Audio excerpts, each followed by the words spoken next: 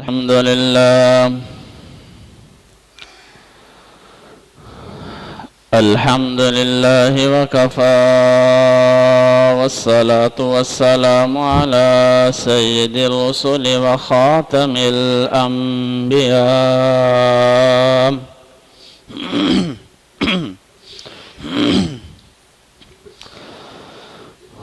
ونشهد أن لا إله إلا الله وحده لا شريك له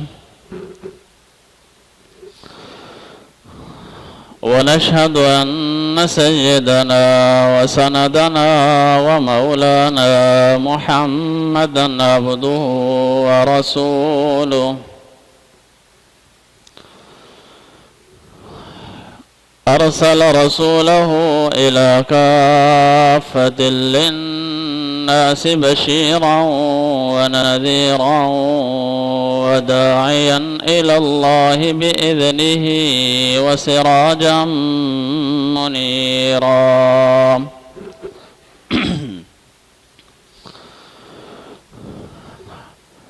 أما بعد فأعوذ بالله من الشيطان الرجيم بسم الله الرحمن الرحيم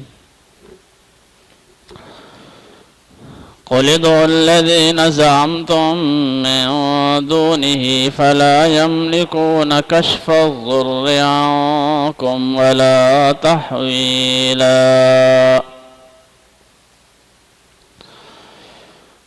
أولئك الذين يدعون يبتغون إلى ربهم الوسيلة أيهم أقرب ويرجون رحمته ويخافون عذابه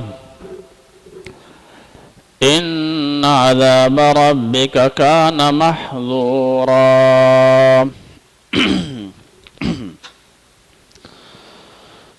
صدق الله العظيم وصدق رسوله النبي الكريم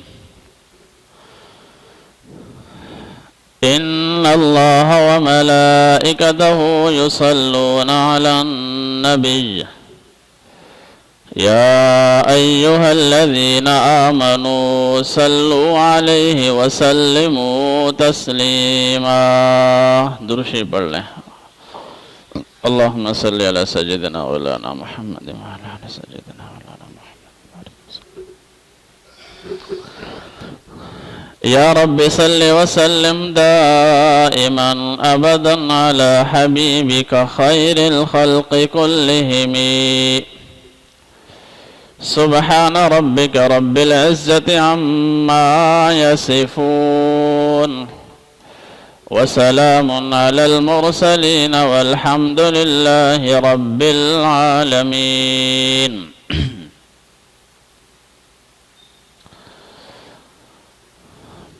پالتا ہے بیج کو مٹی کی تاریکی میں کون کون دریاؤں کی موجوں سے اٹھاتا ہے سحاب صحاب کا معنی بادل پالتا ہے بیج کو مٹی کی تاریکی میں کون دریاؤں کی موجوں سے اٹھاتا ہے سحاب کون لایا کھینچ کر پچھم سے باد سازگار خاک یہ کس کی ہے کس کا ہے یہ نور آفتاب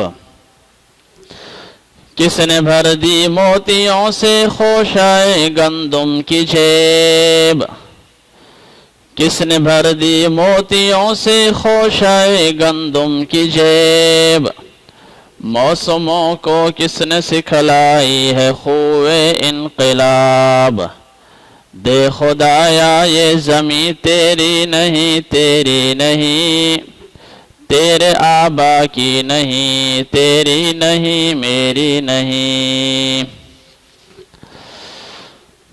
نہایت واجب الاحترام عزیز دوستوں اور بزرگوں 15واں بارہ سورہ بنی اسرائیل کا رکوع نمبر 6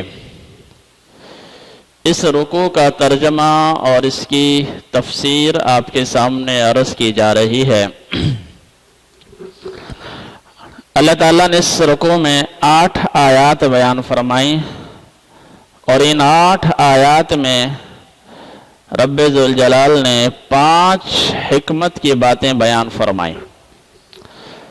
پہلی بات گزشتہ جمعے کے خطاب میں آپ کے سامنے میں نے تفصیل سے عرض کی تھی، یعنی اللہ تعالیٰ نے اپنے بندوں کو پیغام دیا کہ اے میرے بندو، جب بھی تم بات کرو، کلام کرو، تو زبان سے اچھی بات نکالو، کسی کا دل نہ دکھاؤ، کسی کا مذاق نہ اڑاؤ، کسی کی غیبت نہ کرو۔ ہر وہ عمل جس سے کسی انسان کو تکلیف پہنچے اس سے اجتناب کرو۔ حسد کرنا، نفرت کرنا، غیبت کرنا، کسی کا برا چاہنا، یہ سارے وہ امور ہیں جس سے دوسروں کو تکلیف پہنچتی ہے۔ یہ ساری باتیں میں نے آپ کے سامنے تقریباً 40 منٹ کا خطاب تھا آپ کے سامنے عرض کیا۔ آج دوسرا مسئلہ جو اس رکوع کی آیت نمبر 4 اور 5 میں اللہ تعالیٰ نے بیان فرمایا، وہ ہے اللہ تعالیٰ کی توحید۔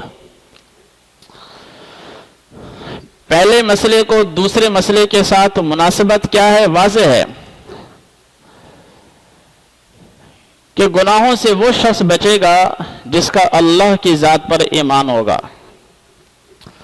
جو اللہ تعالیٰ کی ذات پر یقین رکھے گا وہی گناہوں سے بچے گا، ورنہ ان گناہوں سے بچنا آسان نہیں۔ حسد سے بچنا، غیبت سے بچنا، انسان کے اندر انتقام کی ایک آگ ہوتی ہے، اس آگ کو اللہ کے لیے دبایا جا سکتا ہے۔ تو پہلے مسئلے کے دوسرے مسئلے کے ساتھ مناسبت واضح ہے کہ جب تک عقیدہ توحید انسان کا پختہ نہیں ہوتا وہ گناہوں سے نہیں بچتا۔ اور اللہ تعالیٰ نے اس عقیدہ توحید میں جس مضمون کو بیان فرمایا اس مضمون کی بھی مناسبت ہے اچھے اخلاق کے ساتھ۔ وہ مضمون کیا ہے؟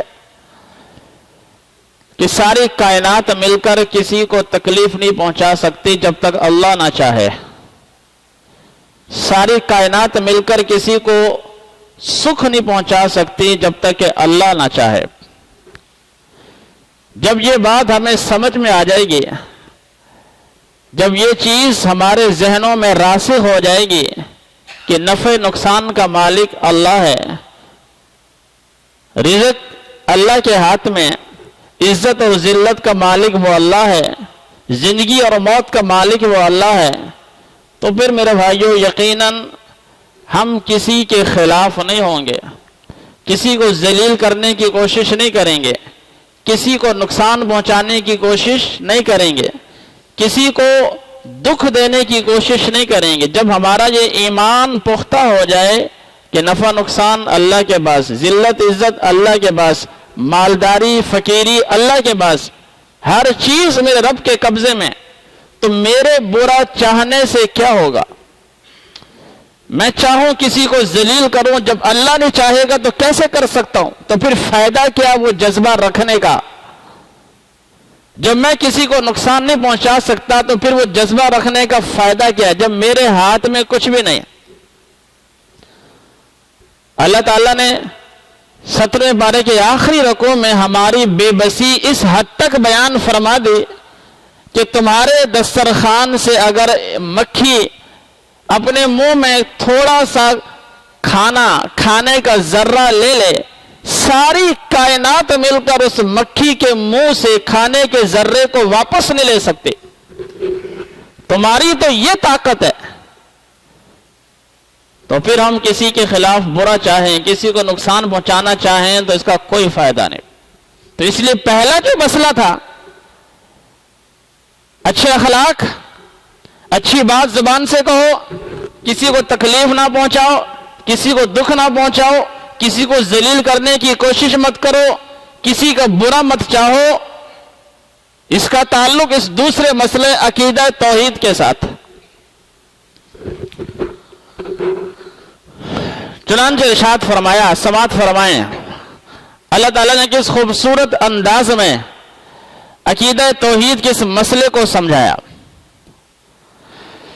ارشاد فرمایا، اے میرے حبیب صلی اللہ علیہ وسلم، آپ لوگوں سے فرما دیجئے، لوگوں کو یہ پیغام دے دیں، زبان نبوت سے لوگوں کو یہ سمجھا دیں، قُلِ ادْعُوا اللَّهَ قُلِ ادْعُوا الَّذِينَ زَعَمْتُم مِّن دُونِهِ، کہ جن کو تم اللہ کے علاوہ پکارتے ہو اور اپنے گمان کے مطابق جن کو تم خدا کا درجہ دیتے ہو، جن کو تم اللہ کو چھوڑ کر دوسروں کو پکارتے ہو، فَلَا يَمْلِكُونَ كَشْفَ الضُّرِّ عَنْكُمْ، وہ سارے کے سارے مل کر تم سے تکلیف کو دور نہیں کر سکتے، ولا تحویلاً، اور نہ ایک تکلیف کو دوسری تکلیف کے ساتھ اور نہ دکھ کو سکھ کے ساتھ بدل سکتے ہیں۔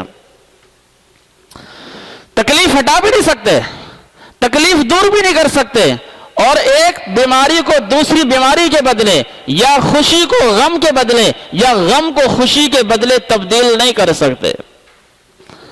تو جب یہ بات ہے تو پھر دوسروں کا برا مت سوچو۔ یہ آیت نمبر 4 میں اللہ تعالیٰ نے مضمون بیان فرمایا کہ اے نبی صلی اللہ علیہ وسلم، آپ لوگوں سے فرمائیں، قُلِ ادْعُوا الَّذِينَ زَعَمْتُم مِّن دُونِهِ، کہ جن کو تم اللہ کے علاوہ پکارتے ہو ان کو پکارو۔ پکارنے کا کوئی فائدہ نہیں، اس لیے کہ وہ تم سے تکلیف کو دکھ کو دور نہیں کر سکتے۔ یہی مضمون رب ذوالجلال نے قرآن مجید کے دیگر مقامات پر بیان فرمایا۔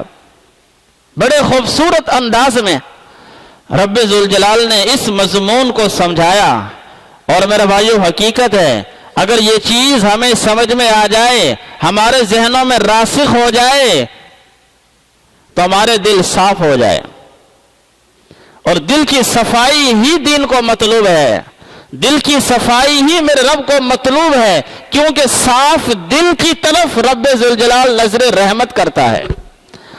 رحمت برستی ہے زمین پر ان دلوں پر جو دل پاک اور صاف ہوتے ہیں۔ گندے برتن میں دودھ نہیں ڈالا جاتا، گندے دل میں رب کی رحمت نہیں آتی۔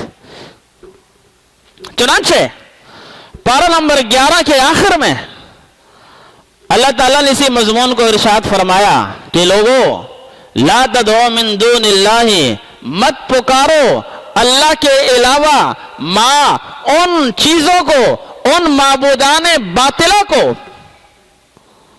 ما لا ینفعک، جو نہ تمہیں نفع دے سکتے ہیں، ولا یضرک، نہ تمہیں نقصان پہنچا سکتے ہیں، بلکہ وَإِن يَمْسَسْكَ اللَّهُ بِضُرٍّ فَلَا كَاشِفَ لَهُ إِلَّا هُوَ، اگر اللہ تمہارے ساتھ برائی کا ارادہ کر لے تو فَلَا كَاشِفَ لَهُ إِلَّا هُوَ، کوئی اس برائی کو ہٹا نہیں سکتا۔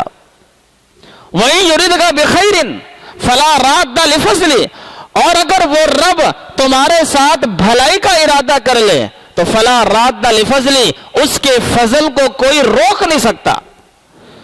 یصیب بہ من یشاء من عبادی، وہ رب بھلائی، وہ رب خیر، وہ رب رحمت، وہ رب اپنا فضل اپنے بندوں میں سے جس کو چاہتا ہے عطا کر دیتا ہے۔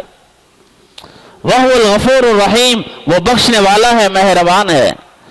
تو ساری چیزیں جب رب کے ہاتھ میں، تو پھر مت پکارو اللہ کے علاوہ غیروں کو۔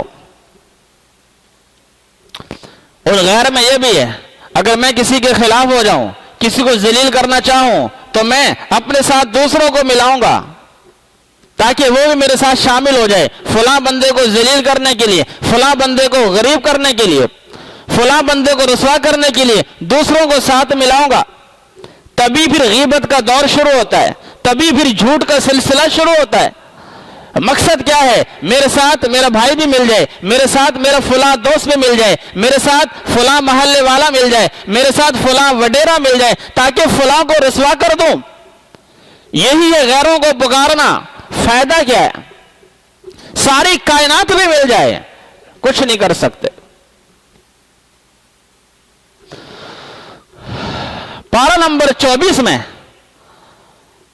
اللہ رب العزت نے اسی مضمون کو ایک اور انداز سے بیان فرمایا، چنانچہ ارشاد فرمایا، اے نبی صلی اللہ علیہ وسلم آپ لوگوں سے فرما دیجئے، قل آپ فرما دیجئے، آپ لوگوں کو یہ پیغام پہنچا دیں، کس کا؟ رب ذوالجلال کا، افرائیتم ما تدعون من دون اللہ، تمہارا کیا خیال ہے ان غیروں کے بارے میں جن کو تم پکارتے ہو اللہ کو چھوڑ کر، ان غیروں کے بارے میں تمہارا کیا خیال ہے؟ ان ارادنی اللہ بضر، اگر اللہ میرے ساتھ تکلیف کا ارادہ کر لے، تکلیف پہنچانے کا ارادہ کر لے، برائی کا ارادہ کر لے، حل ہن کاشفات ضری، کیا وہ لوگ اس تکلیف کو مجھ سے دور کر سکتے ہیں؟ یہ سوال کیا جا رہا ہے، کیا وہ سارے مل کر اس تکلیف کو ہٹا سکتے ہیں؟ او ارادنی برحمت، یا میرا رب میرے ساتھ رحمت کا اور بھلائی کا ارادہ کر لے، حل ہن ممسکات رحمتی، کیا یہ ساری دنیا مل کر اس رحمت کا دروازہ بند کر سکتے ہیں؟ جواب ساری دنیا مل کر نہیں دے سکتی، جواب نفی میں ہے، جواب ہے نہیں، تو پھر قل اے میرے حبیب صلی اللہ علیہ وسلم آپ فرما دیجئے، حسبی اللہ، میرا رب مجھے کافی ہے، اللہ مجھے کافی ہے، تکلیف پہنچے گی تو ہٹائے گا بھی وہ، رحمت بھی وہی عطا کرے گا، تو پھر میرے خلاف منصوبے کرنے کے کیا فائدے؟ کبھی مجھے جلا وطن کرنے کا منصوبہ، کبھی مجھے قید کرنے کا منصوبہ، کبھی مجھے شہید کرنے کا منصوبہ۔ آپ علیہ الصلوۃ والسلام کے خلاف کون کون سی سازش انہوں نے نہیں کی؟ صحابہ کرام کو دین سے دور کرنے کا کون کون سے ہتھ کنڈے انہوں نے استعمال نہیں کیا؟ یہاں تک کہ قرآن مجید کو بھی کہنا پڑا وَإِنْ كَانَ مَكْرُهُمْ لِتَزُولَ مِنْهُ الْجِبَالُ، ان ظالموں نے مسلمانوں کے خلاف وہ سازشیں کی ہیں، اگر وہ سازشیں، اگر وہ ظلم و ستم پہاڑوں پہ ڈال دیے جاتے تو پہاڑ بھی اپنی جگہ سے ہٹ جاتے۔ فائدہ کیا ہے؟ کتنا زور لگایا بلال حبشی کو دین سے ہٹانے پر، کیا امیہ بن خلف کامیاب ہوا؟ حضرت سمیہ کے 2 ٹکڑے کر دیے گئے، حضرت زنیرہ کی آنکھیں نکال دی گئیں، خباب بن ارت کو بہکتے انگاروں پہ لٹایا گیا، جنگ بدر، جنگ احد، جنگ خندق مسلمانوں پر مسلط کی گئی کہ دین سے ہٹا دیں۔ کوئی فائدہ ہوا؟ کہ مسلمانوں کے وجود کو صفحہ ہستی سے مٹا دیں؟ مسلمانوں کا وجود نہیں مٹا، بلکہ مسلمانوں کے وجود کو مٹانے والے خود مٹ گئے۔ کیوں؟ میرے رب کا ارادہ یہ تھا، میرے رب کا ارادہ یہ تھا کہ مسلمانوں کو استقامت، مسلمانوں کو دنیا میں پھیلانا اور ظالموں کو مٹانا۔ اللہ کے ارادے کے سامنے کس کا ارادہ چل سکتا ہے؟ یہ پارہ نمبر 24 میں اللہ تعالیٰ نے بیان فرمایا کہ اگر میرا رب میرے ساتھ برائی کا ارادہ کر لے تو ساری دنیا اس برائی کو ہٹا نہیں سکتی، اور اگر میرا رب میرے ساتھ اچھائی کا ارادہ کر لے تو کوئی اسے روک نہیں سکتا۔ میرا رب میرے لیے کافی ہے، لہذا علیہ یتوکل المتوکلون، بھروسہ کرنے والوں کو اسی پر بھروسہ کرنا چاہیے۔ پارہ نمبر 22 میں اللہ تعالیٰ نے اسی مضمون کو اور انداز سے بیان فرمایا۔ توحید ہے میرے بھائیوں، تمام انبیاء کی مشترکہ دعوت، آدم علیہ السلام سے لے کر حضرت محمد مصطفیٰ صلی اللہ علیہ وسلم تک ہر نبی کی مشترکہ دعوت انسان کے اخلاق میں عقیدہ توحید ہی انقلاب پیدا کرتا ہے۔ پارہ نمبر 22 سورہ فاطر یہی مضمون ہے۔ الحمدللہ، تمام تعریفیں اس اللہ کے لیے ہیں، فاطر السماوات والارض، جو آسمان اور زمین کا خالق ہے، جاعل الملائکۃ رسلا، جس نے فرشتوں کو قاصد بنایا۔ اور آگے کیا فرمایا؟ ما یفتح اللہ للناس من رحمت، وہ رب اپنے بندوں میں سے جس کے لیے رحمت کا دروازہ کھول دے، فلا ممسک لہا، اسے کوئی بند نہیں کر سکتا، وما یمسک، اور جس کے لیے وہ بند کر دے فلا مرسل لہ، اسے کوئی کھول نہیں سکتا، وہو العزیز الحکیم، وہ غالب ہے، حکمتوں والا ہے۔ جب یہ مسئلہ ہے، جب یہ حقیقت ہے کہ رحمت کے دروازے اللہ کے قبضے میں، وہ جس کے لیے چاہتا ہے کھولتا ہے، جس کے لیے چاہتا ہے بند کر دیتا ہے، تو پھر لہذا یا ایھا الناس اذکروا نعمت اللہ علیکم، اے لوگوں اللہ کی ان نعمتوں کو یاد کرو جو اس نے تم پر کی ہوئی ہیں۔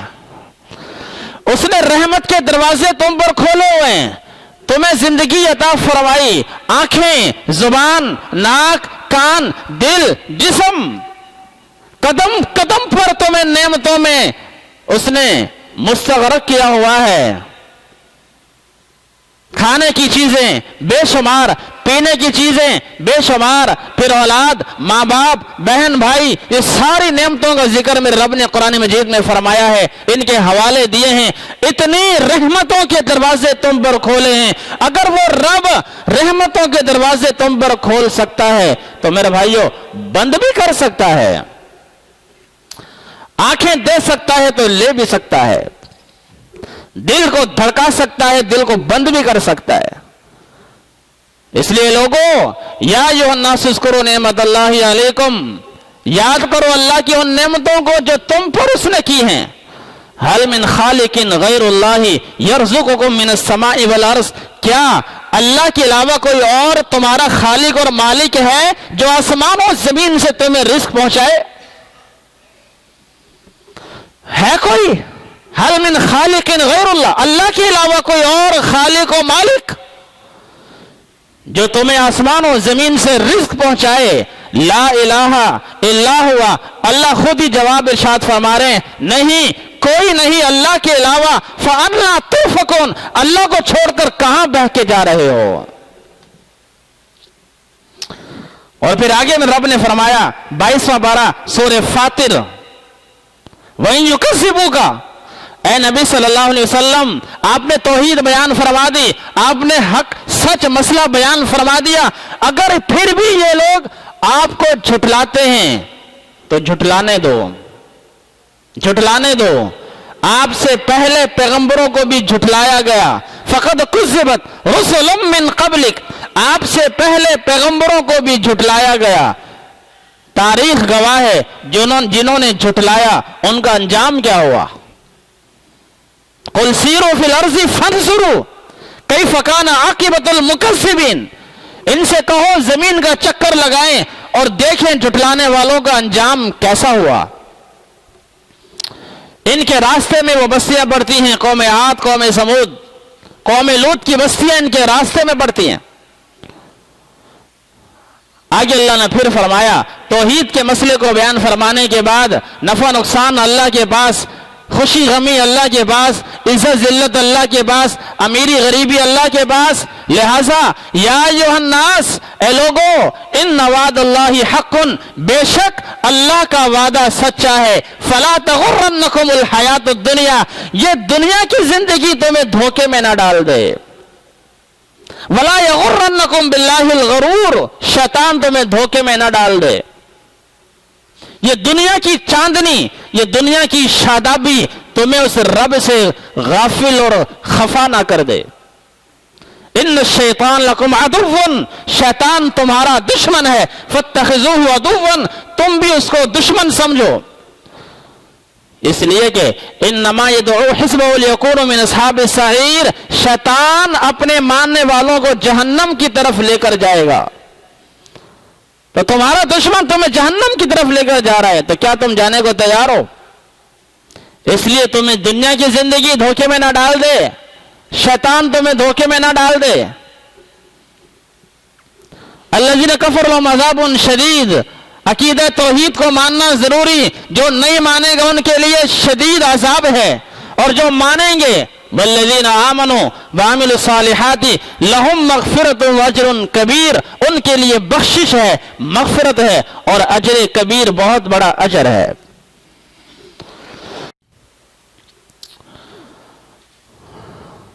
آج رب ذوالجلال نے اسی مضمون کو میرے بھائیوں پارہ نمبر 20 میں بیان فرمایا کہ لوگوں ان الذین تعبدون من دون اللہ، اللہ کے علاوہ جن کی تم عبادت کرتے ہو، لا یملکون لکم رزقا، وہ تمہارے لیے رزق کی طاقت نہیں رکھتے، لہذا فابتغوا عند اللہ الرزق، رزق تلاش کرو اللہ کے پاس، مانگو اسی سے، فاعبدوا، عبادت کرو اسی کی، واشکروا لہ، شکر اسی کا ادا کرو، وإلیہ ترجعون، اور تمہیں اسی کی طرف لوٹایا جائے گا۔ میرے بھائیوں، جو رب رزق کا مالک، جس رب کے پاس تم نے لوٹ کر جانا ہے، دنیا بھی اسی کے پاس، آخرت بھی اس کے پاس۔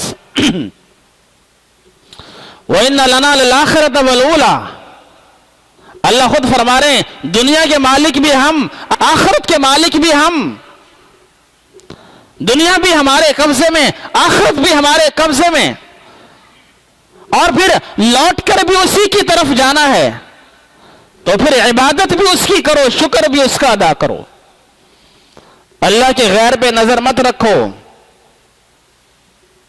سورہ فرقان میں اللہ تعالیٰ نے اسی مضمون کو بیان فرمایا، وَاتَّخَذُوا مِن دُونِهِ آلِهَةً، اللہ فرماتے ہیں افسوس ہے انسانیت پر، افسوس ہے لوگوں پر کہ اللہ کو چھوڑ کر ان لوگوں کو خدا کا درجہ دیتے ہیں۔ لا یملکون لکم، لا یملکون ذرا ولا نفعا، جو نہ نفع کے مالک، نہ نقصان کے مالک، نہ ولا یملکون موتا ولا حیاتا ولا نشورا، نہ زندگی کے مالک، نہ موت کے مالک، نہ مرنے کے بعد دوبارہ زندہ ہونے کے مالک۔ تو یہ مضمون میرے بھائیوں بیان فرمایا آیت نمبر 4 میں، رکوع نمبر 6 سورہ بنی اسرائیل، کہ جب رحمتیں اس کے پاس ہیں، خوشی غمی اس کے پاس ہے، عزت ذلت اس کے پاس ہے، اور یہ عقیدہ ہم نے رکھنا ہے، عقیدہ توحید کی بنیاد ہے، تو پھر میرے بھائیوں کسی کا برا مت سوچو، کسی کے خلاف حسد مت کرو، کسی کو تکلیف پہنچانے کا ارادہ مت کرو۔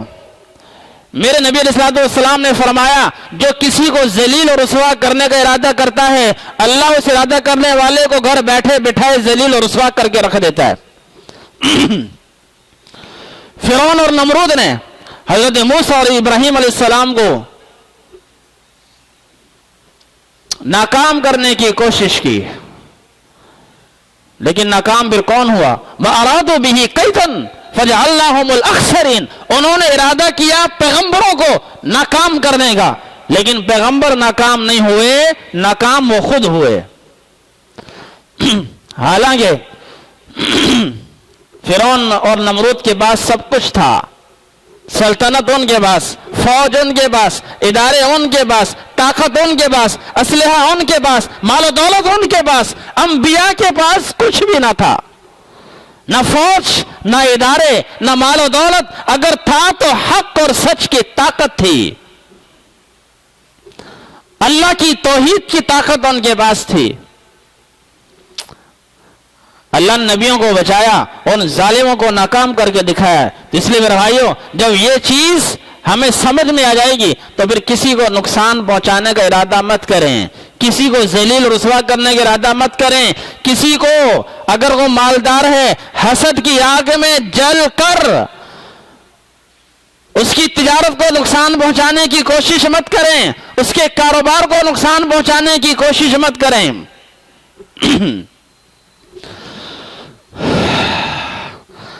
آگے فرمایا میرے بھائیو،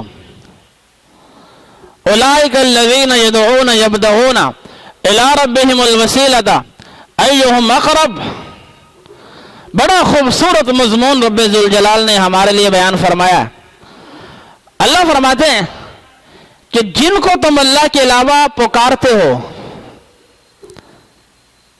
اللہ کے علاوہ جن کو تم پکارتے ہو اپنی حاجات کے لیے، مناجات کرتے ہو اپنی ضروریات کے لیے، ان کے نام چڑھاوے چڑھاتے ہو اپنی ضروریات کے لیے، ان کے در پہ سر جھکاتے ہو، جن کے سامنے اللہ کو چھوڑ کر جن کے سامنے تم جھکتے ہو وہ تو خود اللہ کے ہاں تقرب اور قرب حاصل کرنے کی کوشش کرتے ہیں۔ یبتغون الی ربہم الوسیلہ ایہم اقرب، تم انہیں راضی کر رہے، وہ رب کو راضی کرنے کی فکر میں۔ اب یہ مضمون ہے میرے بھائیو، اس کی روشنی میں آپ خود فیصلہ فرمائیں کہ دنیا میں سب سے زیادہ جن کی پرستش کی گئی وہ حضرات انبیاء اور اولیاء کرام ہیں۔ لوگ نبیوں کی پوجا کرتے ہیں یا اللہ کے نیک بندوں کی پوجا کرتے ہیں۔ سب سے پہلا شرک قوم نوح میں شروع ہوا۔ اللہ نے سورہ نوح کے اندر ان 5 بزرگوں کے نام بھی بیان فرمائے۔ وَقَالُوا لَا تَذَرُنَّ آلِهَتَكُمْ لَا تَذَرُنَّ وَدًّا وَلَا سُوَاعًا وَلَا يَغُوثَ وَيَعُوقَ وَنَسْرًا وَقَدْ أَضَلُّوا كَثِيرًا۔ عیسائیوں نے عیسیٰ علیہ السلام کو خدا کا درجہ دیا، یہود نے حضرت عزیر علیہ السلام کو۔ سب سے زیادہ پرستش انبیاء کی ہوئی، اولیاء کی ہوئی، بلکہ میرے بھائیوں بتوں کی جو لوگ پوجا کرتے ہیں ان کے ذہنوں میں بھی تصور کیا ہوتا ہے کہ یہ بت کس کا ہے؟ فلاں نیک بندے کا ہے۔ یہ رام اور سیتا، یہ کرشن، مہاراج وشنو، شیو جی، یہ سارے کے سارے میرے بھائی ان کے اوتار ہیں، ان کے مطابق نیک بندے ہیں، ان کے ذہن کے مطابق، ہندوؤں کے عقیدے کے مطابق یہ نیک لوگ تھے، انہی کے نام کے بت بنا کر ان کی پوجا شروع کر دی۔ تو حقیقت میں ہندو لوگ بتوں کو نہیں پوچھتے، ان نیک لوگوں کو پوچھتے ہیں۔ تو خلاصہ یہ نکلا، اللہ فرما رہے ہیں اللہ کو چھوڑ کر جن کو تم پکارتے ہو وہ تو اللہ کو راضی کرنے کی فکر میں۔ انبیاء کی سب سے بڑی فکر کیا ہوتی ہے میرے بھائیوں؟ اولیاء کرام کی سب سے بڑی فکر کیا ہوتی ہے؟ کہ میرا رب مجھ سے راضی ہو جائے، اللہ مجھ سے راضی ہو جائے۔ ان کی محنت، ان کی عبادت، ان کی فکر، ان کا تدبر، ان کا تفکر یہی ہوتا ہے کہ اللہ ہم سے راضی ہو جائے۔ انبیاء کی زندگی میرے بھائیوں بھری پڑی ہیں، لوگ نبیوں کو پکار رہے ہیں اور نبی اللہ کے سامنے کھڑے ہو کے عبادت کر رہے ہیں، پاؤں میں ورم آ جاتا ہے۔ کئی گھنٹے پیغمبر رب کے سامنے پیشانی زمین پہ رگڑتے ہیں، اللہ کے سامنے عبادت کرتے ہیں تاکہ اللہ کے قریب ہو جائیں، ایہم اقرب، اللہ کا قرب مل جائے۔ اولیاء کرام ولی بنتے تب ہے جب رب کو راضی کرے۔ اللہ وہی فرما رہے ہیں کہ جن کو تم پکارتے ہو وہ رب کے قریب وسیلہ اور قرب تلاش کر رہے ہیں۔ یہ آیت بڑے غور سے سننے اور سمجھنے کی ہے۔ جن کو تم پکار رہے ہو اپنی حاجات کے لیے وہ تو اللہ کو راضی کر رہے ہیں، ان کی عبادت اللہ کے لیے، ان کی نماز اللہ کے لیے، ان کی زکوٰۃ اللہ کے لیے، ان کی قربانی اللہ کے لیے، ان کا جینا، ان کا مرنا ایک رب کے لیے جو جہان والوں کا پروردگار ہے، جس کا کوئی شریک نہیں۔ ان کا ہر عمل رب کے لیے، اور تم ان کے سامنے جھکتے ہو۔ اللہ وہی فرما رہے ہیں ایہم اقرب، وہ تلاش کرتے ہیں تقرب اللہ کے نزدیک کہ ہم اللہ کے قریب ہو جائیں، اللہ کے نزدیک ہو جائیں، اور ان کا حال یہ ہے وَيَرْجُونَ رَحْمَتَهُ، وہ اللہ کی رحمت کے امیدوار ہوتے ہیں۔ انبیاء کرام علیہم السلام کائنات میں اللہ کے بعد سب سے بلند مرتبہ نبیوں کا، اور نبیوں میں سب سے بلند مرتبہ حضرت محمد مصطفیٰ صلی اللہ علیہ وسلم کا۔ اللہ کی رحمت کے امیدوار ہوتے ہیں جن کو تم پکار رہے ہو۔ آپ علیہ السلام کی مسنون دعا ہے اللہم ارجو رحمتک، اے اللہ میں تیری رحمت کا امیدوار ہوں۔ مسجد میں داخل ہونے کی دعا مسنون یعنی سنت، یعنی وہ دعا جو نبی صلی اللہ علیہ وسلم نے اپنی زبان مبارک سے پڑھی، اللہم افتح لی ابواب رحمتک، اے رب کریم میرے لیے رحمت کے دروازے کھول دے۔ مسجد سے نکلنے کی مسنون دعا، وہ دعا جو میرے نبی صلی اللہ علیہ وسلم نے اپنی زبان مبارک سے پڑھی، اللہم انی اسألک من فضلک ورحمتک، اے رب کریم میں تجھ سے تیرا فضل، تیری رحمت کا سوال کرتا ہوں۔ سلیمان علیہ السلام اللہ کے نبی بھی ہیں، عادل حکمران بھی ہیں، نبی کا بھی بڑا مقام ہے اور نیک حکمران کا بھی بڑا مقام ہے، پیغمبر بھی ہیں، نیک عادل حکمران بھی ہیں، لیکن دعا کیا کر رہے ہیں؟ اللہم ادخلنی برحمتک، اے اللہ مجھے اپنی رحمت میں داخل فرما، اپنی رحمت کے ساتھ مجھے نیک بندوں میں شامل فرما۔ حضرت موسیٰ علیہ السلام جلیل القدر پیغمبر،